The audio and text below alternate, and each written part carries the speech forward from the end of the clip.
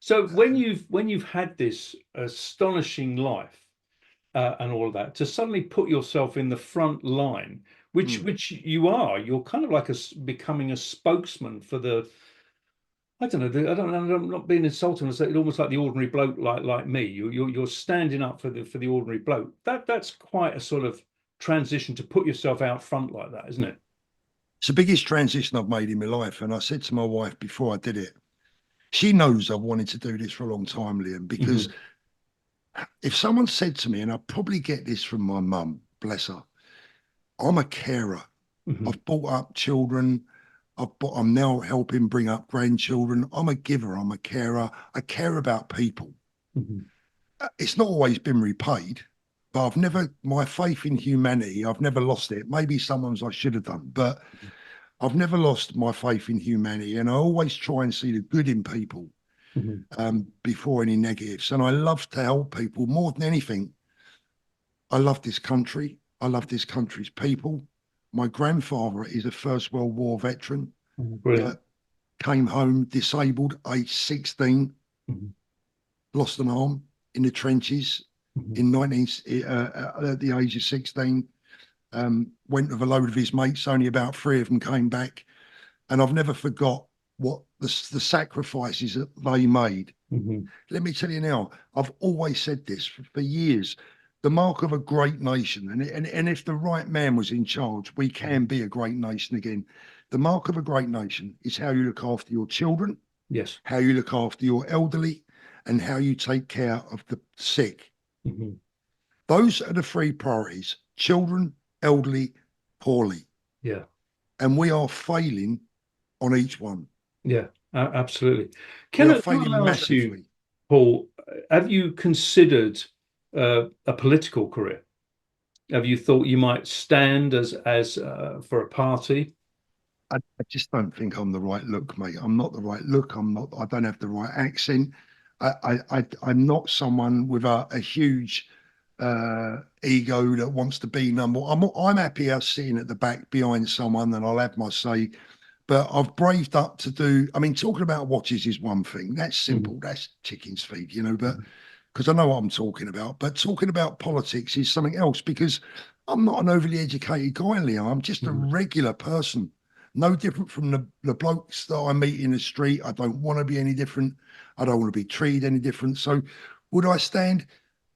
Who's going to listen to me? I know that Well, the they people do. that. They do, Paul. I mean, I think it is people relate to people like you because it comes from the heart and you've had experience of life. And I think this is what the problem with most politicians is the fact is they don't seem to have any experience. They go straight from colleges and they're career politicians. They don't have an experience of earning a living, coming from a difficult background and the upbringing. And I think people nowadays would probably listen more to people like you. I really think that. Maybe Liam. I mean, when I look at my experience, I mean, look, to a fellow South Londoner, I was born and bred in the streets of South London, grew up there, got married there. I met a lot of people there. I've had a life in professional football. I've had a life in boxing. I've had a life in luxury watches where I've met people that you just wouldn't even imagine. I'm not going to sit here and name drop because I think that's a bit crass, but Mhm. the people that I've met and been with and just listened to them, and I've always let things go in this year, Mhm. all the crap go out the other one, and try and keep the relevant stuff in my head. Mhm. When you walk around the streets like you were at that I don't know what you call it, rally or celebration, so many people are coming up to you and recognizing you. How do you take to that kind of almost celebrity status? Makes me feel really, really humble. I mean, Mhm. super humble because I mean, for someone to come up to me and say thank you, I mean, do you know what put the biggest lump in my throat Mhm. was when a veteran, he had a veteran's dog, a PTSD dog. Mhm. He came up and, mate, it's going to make me emotional now thinking about it. I can't.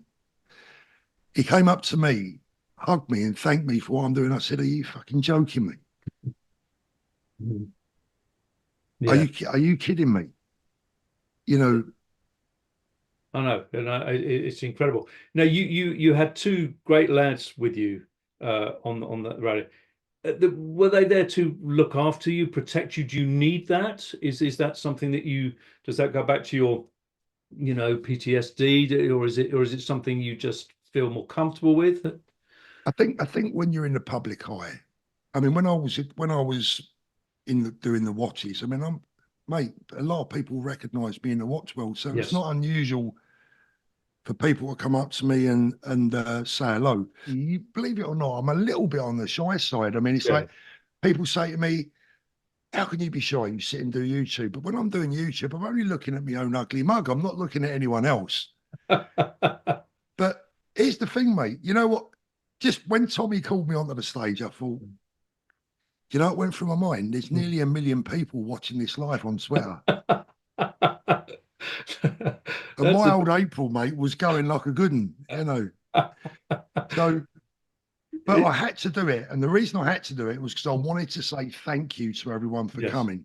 Yeah. How do Um, you uh, how do you find Tommy? I mean, I've sort of filmed him on and off. I've never interviewed him, but I've actually filmed him on and off. I've filmed him at court cases and this, that, and the other. And it's been a revelation to me because the way, of course, he's painted in the press is absurd. It's just lies. He's just an ordinary bloke who's concerned about the country and this, that, and the other. He's painted as this horrible, racist type thing and all that. It's an absurdity. How do you find him? Let me just say this first of all. If Tommy was a racist, you wouldn't find me anywhere near him. Yeah, yeah, I wouldn't even be in the same room with him. no. If he was a genuine Islamophobe, I Mm-hmm. wouldn't be in the same room with him. Mm-hmm. From what I know of Tommy, I've met him a couple of times. We've had numerous conversations on the phone. Mm-hmm. He seems to be one of the nicest, most humble people I've ever spoken to. Yeah, yeah, Extremely humble, believe it or not. yeah. Um, and I'll say this as well, that I believe personally, and I've sat back and watched his career for many, many years. And I do get a bit emotional with Tommy as well because he brought me a bloody tears when he came out of jail Mm-hmm. and they did that little video of him meeting his kids in the kitchen for the first time. Yeah, I yeah. sat there and sobbed because of my kids and my grandkids, and Mm-hmm. I'm just like like a 16-year-old kid Mm-hmm. crying in front of the computer watching it. He's almost like a kind of pop star, isn't he? Because that Yeah, sounds like an old phrase that, but he's mobbed. I was outside Belmarsh and I filmed him come out, and he had a beard and this, that, and the other, and he'd been put in solitary confinement and everything, and he came out in a bad condition, mentally. political prisoner. He was a Yeah, political prisoner. for End of for for story. no reason whatsoever should he have been in there. He was just reporting on case that was going on, which the facts had already been out there anyway. Yeah. And he was absolutely shattered with that.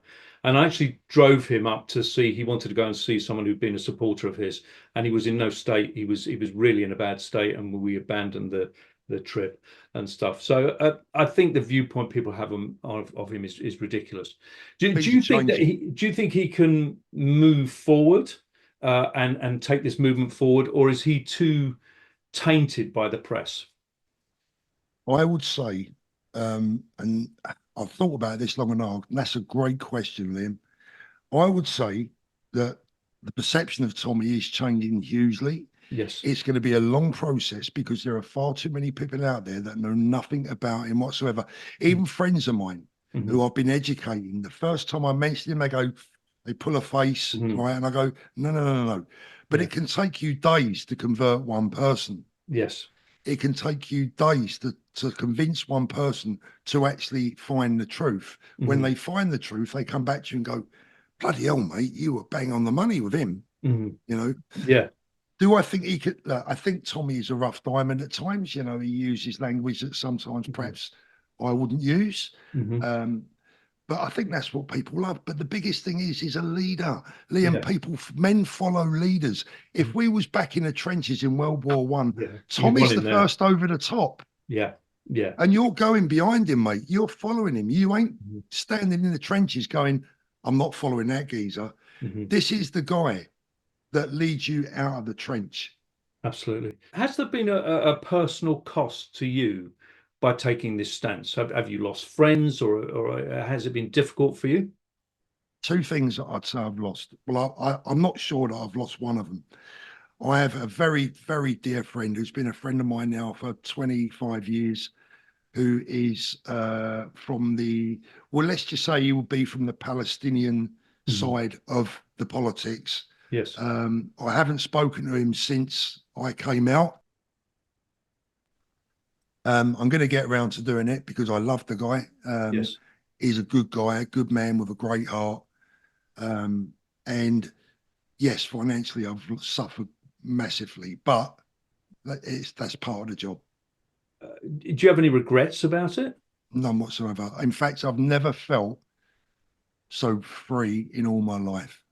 One of the things I've seen in your videos, which are fantastic, and I do urge anybody on my channel to subscribe to Paul, has been your upset with the press, how they lie and stuff. What have you felt about? I presume now you've been described as a far right. You know, I'm a I fascist, suppose we're both apparently. far right extremists now, aren't we? Yeah, I see. I mean, never mind the fact that, my family fought the Nazis in the Second World War, Yeah. disabled vets from the First World War. Yeah. A lot of my friends are Jewish. I'm now a far right goose stepping, jackboot wearing Nazi. And I mean, look, mate, honestly, at first, I was literally, I had steam coming out of both ears and me, Yeah. another hole as well, right? Yeah. But actually, over the last couple of days, I think my maturity has been able to kick in and realize that we are dealing with absolute morons. Yes. Yeah. Yeah. They should be pitted Yeah. because It they have to seems. go home Yeah. and look at their families in the eye. Yeah, it seems to me that their only argument is name calling. There is no rational discussion about immigration or any of those particular subjects that are important. It's just name calling, isn't it? Mate, it's beyond childish. It's Yeah. ridiculous. And listen, we mustn't get too upset. Look, children do silly things. That's Yeah. the way I see it. Children do silly things and we have to forgive them at times. And that's how they're acting. The media are acting like children that have stolen a sweet, Mhm. have been found out, and are hiding it behind their back, Mhm. pretending it didn't exist. Are you being sort of how much are you being insulted online, and are you being censored at all online by YouTube or any like I know people on TikTok have been censored a bit with their posts and stuff. Yeah, TikTok, I had a little bit of a problem, but I'm not really worried about that too much. But I mean, No. obviously, no, I wouldn't say because I don't think my message is one of unity. I Yes. keep telling everyone my message is one of unity. Mhm. Everyone for me is welcome in this country as long as they have red, white, and blue in their heart. They want to Mhm. follow our values, allow us to have our culture, and for that to remain the dominant culture, the Mhm. biggest culture. If they're happy with that, I'm happy with them. Some people won't like me for that. I mean, I will have the genuine far right say to me, "What are you talking about? That's not right." Well, I'm not far right, mate. No, I think you've pitched it perfectly because you look like somebody that people can trust. You've got experience. You're not being extreme, and you're actually kind of preaching a message just of sort of humanity and everybody just wanting to get on, and love of country, which seems to be such a dirty thing these days that you can't love your country. But I think it's a fantastic message, and I'm sure anybody watching this will be wishing you the best of luck, Paul, with all of this. Thanks, Liam. I really appreciate it. And once again, mate, it's an honour to be on. Thank you very much. I never ever thought I'd appear with Liam Galvin. Not unless I went and robbed a bank or something. Well, the funny thing is, Paul, it's only in the last couple of years that I've started, in a way, it's just a slight parallel with you because I was always behind the camera. So I was always just filming. So I've been Yeah, filming for 10, 15 years, and a lot of people didn't know who I am. yeah. And it's only in the last year I've sort of put my head above the parapet and said, well, here I am. This is who the bloke who's been filming. But yeah, Give under you a some minute. bad news. I'll give you some bad news, mate. At our age, right? The only ones that come after us, I've got to tell you, they're not too. Well, you're looking well, Paul, and I just want to thank you for being on, folks. All the best, mate. Fantastic guy, Paul Thorpe. You've got to, subscribe to his channel, support him all the way because he's the decent voice of Britain. And thanks very much, Paul. And I'll see you hopefully at the next rally.